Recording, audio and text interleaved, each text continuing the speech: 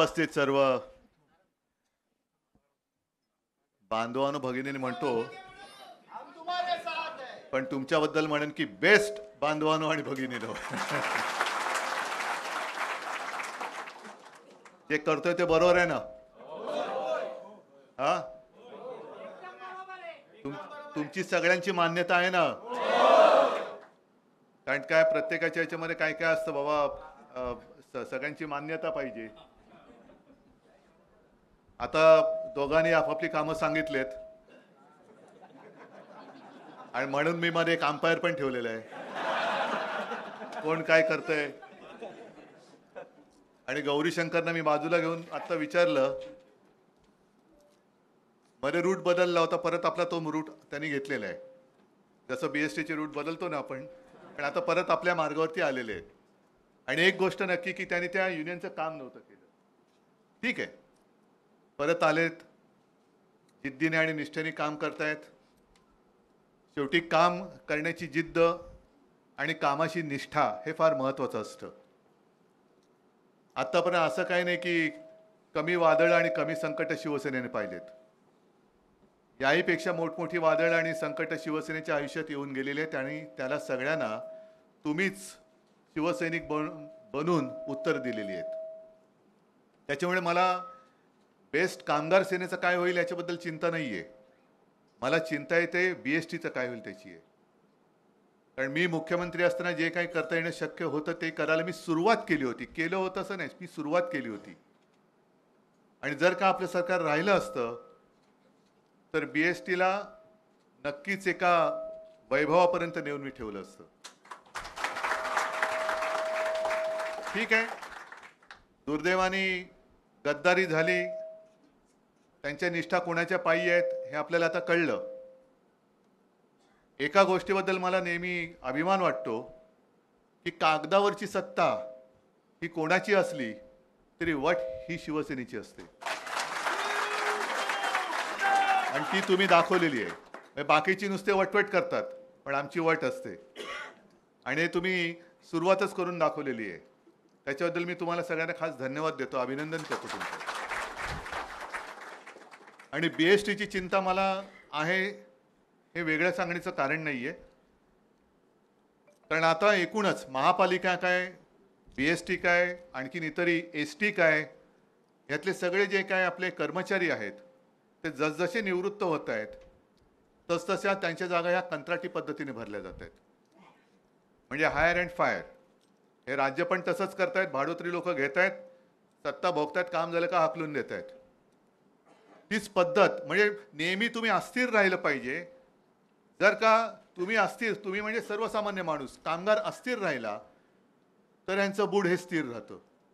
कारण नेहमी चिंतेत असता तुम्हाला नेहमी चिंताग्रस्त ठेवायचं की काय उद्या काय होणार, उद्या काय होणार. नको बाबा, भानगड नको. काय झालं तर नोकरी जाईल, नोकरी तर नाहीच, जे काय काम मिळतं ते जाईल, मग घर कसं चालणार. मग ती लटकती टांगती तलवार तुमच्या डोक्यावर ठेवली का तुमची काय बिशारे इकडे तिकडे काय मानवर करून बघायची. जरा मानवर केली का पडली तलवार. आणि त्याच्या विरुद्ध आणि त्याच्याबरोबर लढण्याचं काम ही आपली बेस्ट कामगार सेना करते. हे महत्त्व जरा लक्षात घ्या. हा काल परवाकडचा झालेला पराभव ठीक आहे, त्याची कारणं काही असतील, पण एका पराभवाने खचणाऱ्यातलं मी नाहीये. पराभवाचं पुन्हा विजयात रूपांतर करण्याची जिद्द ही तुमच्यामुळे माझ्यामध्ये आहे. त्याच्यामुळे एका पराभवाने मी काहीतरी असा निर्णय घेतलाय असं नाहीये. पण ज्या पद्धतीने आता निष्ठुरपणाने सगळं बळकावण्याचं काम यांचं सुरू झालेलं आहे, जे दिसेल ते माझं, दिसेल ते माझं. अरे काय किती म्हणजे शिवसेना प्रमुख म्हणायचे ना, भस्म्या रोग खाका सुटते तसं आहे ना. पंतप्रधान आपला तरी मुख्यमंत्री पाहिजे, मुख्यमंत्री आपला तरी महापौर पाहिजे, महापौर झाला BSTचा चेअरमन पाहिजे, मग ड्रायव्हर पाहिजे, कंडक्टर पाहिजे, हे पाहिजे ते. अरे सगळंच तुझं. आणि ते सुद्धा न्याय पद्धतीने घे. जरूर जसं आता मत चोरीचा प्रकार उघडकीस आलेला आहे, हरवा ना, आम्हाला हरवा तुम्ही. आम्ही तो न्याय आणि तो जो काही जनता न्याय देईल आम्ही स्वीकारत आलेलो, त्यालाच तर लोकशाही म्हणतात. पण मत चोरी करायची, बोगस वोटिंग करायचं आणि त्याच्यातनं मोठं मिरवायचं की बघा कसं जनतेचा आम्हाला आशीर्वाद आहे, ही लोकशाही नाही. याला लोकशाही आपण नाही मानू शकत. कारण त्याच्यामध्ये चोर किंवा चोरशाही आहे. आज तुम्ही सगळेजण BSTचे सगळे कर्मचारी म्हणून आलातच आहात, पण मला चिंता आहे ती मुंबईवरच्या मराठी ठशाची आहे. का मला पाहिजे, का मी हा बदल केला? कारण एक एक एक एक एक एक मराठी माणसाचं अस्तित्व जिथे आहे त्या संस्था बंद करून टाकायच्या, एकतर विकून टाकायच्या किंवा नष्ट करून टाकायच्या. आणि मग सगळ्याच गोष्टी, सचिन तुम्ही जे बोललात ते काही भीती निरर्थक नाहीये. कदाचित BST देतील सुद्धा अदानीच्या हातात. विमानतळ दिलंय, बंदरं दिलेत. आता नाही म्हटलं तर ती मोनो अंबानी म्हणजे अनिल अंबानीकडे दिलेलीच आहे. मी जे यांना सांगत होतो की BST सारखी दुसरी सेवा नाही. BST म्हणजे आपल्या जशा रक्तवाहिन्या असतात तशी BST माझ्या शहराची रक्तवाहिनी आहे. ST ही माझ्या राज्याची रक्तवाहिनी आहे. शहरातल्या आणि राज्यातल्या कानाकोपऱ्यात जाणाऱ्या ह्या 2 सेवा आहेत. ठेवा तुम्ही, रेल्वे आहे हरकत नाही, मेट्रो आहे असू द्या, पण तरी प्रत्येकाच्या घराजवळ जाणारी ही माझी BST आहे. आणि त्याच्यामध्ये काम करणारे जे सगळे आहेत, ड्रायव्हर आहे, कंडक्टर आहे, घरी त्यांच्या किती काही कटकटी असो तरी सुद्धा लोकांची सेवा करायला दुसऱ्या दिवशी हजर होतात. आणि मी स्वतः BSTने प्रवास करणार आहे.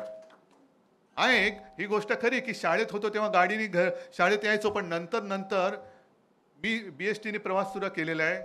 कॉलेजमध्ये जायला लागल्यानंतर सुद्धा BSTने गेलोय, ट्रेनने सुद्धा गेलोय. अगदी ट्रेनच्या तेव्हा मला वाटतं 3rd क्लास काढला होता, 1st क्लास आणि 2nd क्लासमधनं पण प्रवास केलेला आहे. आणि BST मधून विशेषतः तुंबलेल्या पाण्यातून BST कशी त्यावेळेला सुद्धा कशी ते ड्रायव्हर काढत होते हे सुद्धा मी बघितलेलं आहे. म्हणजे कशाची पर्वा न करता, म्हणजे खरं म्हणजे मी हाही एक विचार केला की आता तुमच्यापैकी किती कर्मचारी ड्रायव्हर असतील मला माहिती नाहीये. आहेत का? आता तुमच्या बसला क्लच आहे का? आता ती एक कल्पना माझी होती, आता ती ठीक आहे त्यांनी घेतली की ऑटोमॅटिक आलं पाहिजे. कारण BST चालवताना ट्रॅफिक जाम असला तर किती कचकच ब्रेक दाब, क्लच दाब, गिअर बदल, क्लच दाब, म्हणजे पाय त्याचा गेलाच, कंबर गेलीच, काय सेवा देणार तो? पण तरी काम करायला पाहिजे, कारण नाही काम केलं तर घर कसं चालणार? म्हणजे ही सुविधा जसं जनतेला देतोय तसं कर्मचाऱ्यांसाठी काय सुविधा आहे? आणि मी मुख्यमंत्री असताना जे काही 1-2-3 डेपो हे आपण त्याचं नूतनीकरण केलं, विशेषतः तिकडे कर्मचाऱ्यांसाठी तुम्ही आराम करण्यासाठी सोय केली की नाही हे सुद्धा मी बघितलं होतं. नुसतं नूतनीकरण म्हणजे विकून टाकलं डेपो, तुमचं तुम्ही बघा, आमचं आम्ही बघतो, काय कोणी काय घेतलं काय, हा विषय नाहीये. कर्मचारी सुद्धा माणसं आहेत आणि त्यांना सुद्धा माणसाचा हक्क मिळाला पाहिजे, त्यांचा अधिकार त्यांना मिळाला पाहिजे, म्हणून तर आपली बेस्ट कामगार सेना आहे. आता सुद्धा तुम्ही जो एक चांगलं काम केलं की दिवाळीचा बोनस दिला ना, का नाही, पगार दिला. आता बोनस देण्यासारखी परिस्थिती आहे की नाही मला कल्पना नाही. कारण महापालिका आहे, पुन्हा BST आहे, सरकार तर काय त्यांचं सगळं लूटमार भरपूर चालू आहे, पण लोकांना द्यायला पैसे नाही आहेत. या अशा पद्धतीने जर का काम चालणार असेल तर मग न्याय मागणारे किती राहिलेत? न्याय मागायचा कोणाकडे तर नंतर भाग, पण तुमच्या हक्काचे, न्याय हक्कासाठी लढाई करणारे किती लोक राहिलेले? आणि हे BST किंवा बेस्ट कामगार सेनेचं महत्व आहे. न्याय हक्क तुम्हाला मिळवून देणारा, न्याय हक्काची लढाई करणारा आपला हक्काचा माणूस कुठे असेल तर तो बेस्ट कामगार सेनेमध्ये आहे. आणि म्हणून मला बेस्ट कामगार सेना ही महत्वाची वाटते. आता हे जे काय बदल केलेत आहेत, ह्या 3 जणांना मी जबाबदारी दिलेली आहे. ह्याचा अर्थ पहिले अगदी काय नालायक म्हणून त्यांना काढलेलं नाही, पण काही ठिकाणी काही वेळेला बदल करावे लागतात. आणि बदल केल्यानंतर नवीन हुरूप येतो, नवीन पिढ्या तयार होत असतात.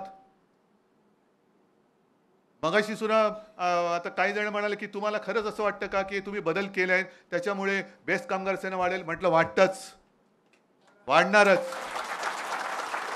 मी काय गंमत, माझा घरी वेळ जात नव्हता म्हणून बेस्ट कामगार सेनेत बदल नाही केलेला. मला तिकडे पूर्ण ताकदीने फडकलेला भगवा बघायचा आहे. तसं नाही होत, झालंच पाहिजे.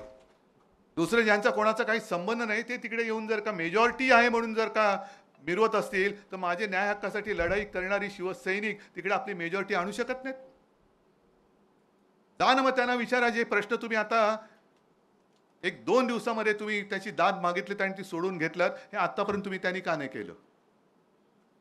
नुसतं यायचं, भडकायचं आणि स्वतःच्या तुंबड्या भरायच्या, हे याला शिवसेनेत स्थान नाहीये.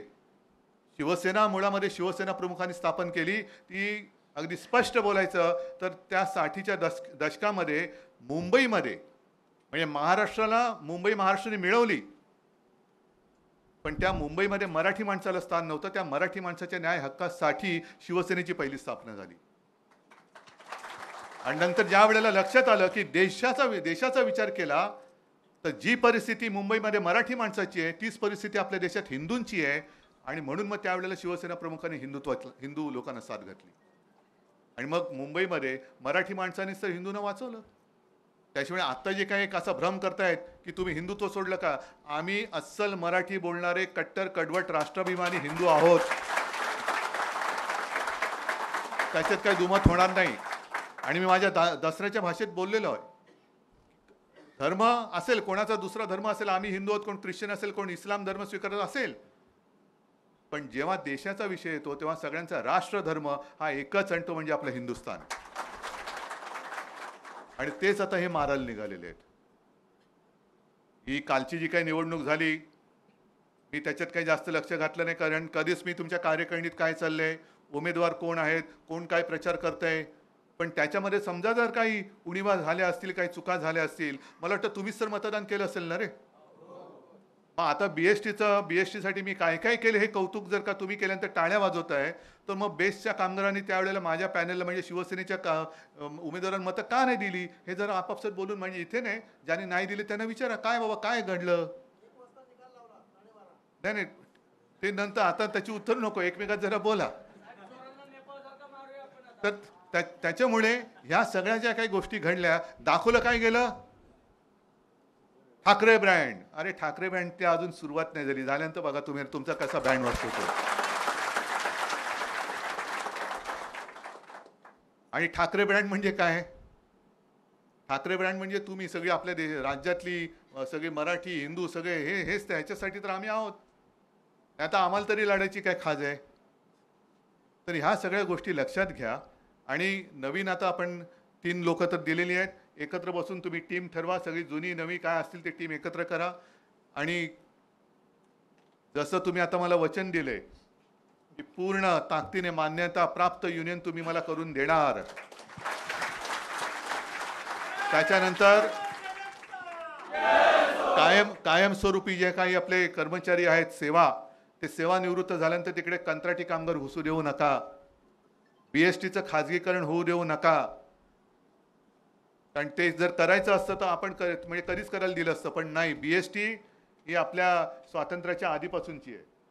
महापालिका आणि बीएसटी जवळपास त्यांचा पुढे मागे इतिहास असेल. आणि माझे आजोबा सांगायचे तेव्हापासूनच्या बीएसटीच्या गोष्टी, म्हणजे अगदी जास्त काय पाल्हाळिक भाषण करत नाही, पण फिरोजशाह मेहतांपासूनची तेव्हा म्हणजे ती किती सालापासूनची, तेव्हापासून बीएसटी आणि महापालिका अशी चालत आलेली आहे. तर तिचं वैभव, त्याचं महत्त्व हे आपल्याला जेवढं माहिती आहे तेवढे हे सगळे जे व्यापारी आलेत त्यांना माहिती नाही आणि त्यांना कळणार पण नाही. तर ते कळून देण्याची जबाबदारी ही तुमच्यावर आहे. आणि मला खात्री आहे की हा नवीन बदल तुम्ही स्वीकारून नव्या जोमाने कामाला लागून मान्यता प्राप्त आपली शिवसेनेची अधिकृत युनियन करून दाखवल्याशिवाय राहणार नाही, हीच एक अपेक्षा बाळगतो. सगळ्यांना शुभेच्छा देतो. जय हिंद, जय महाराष्ट्र.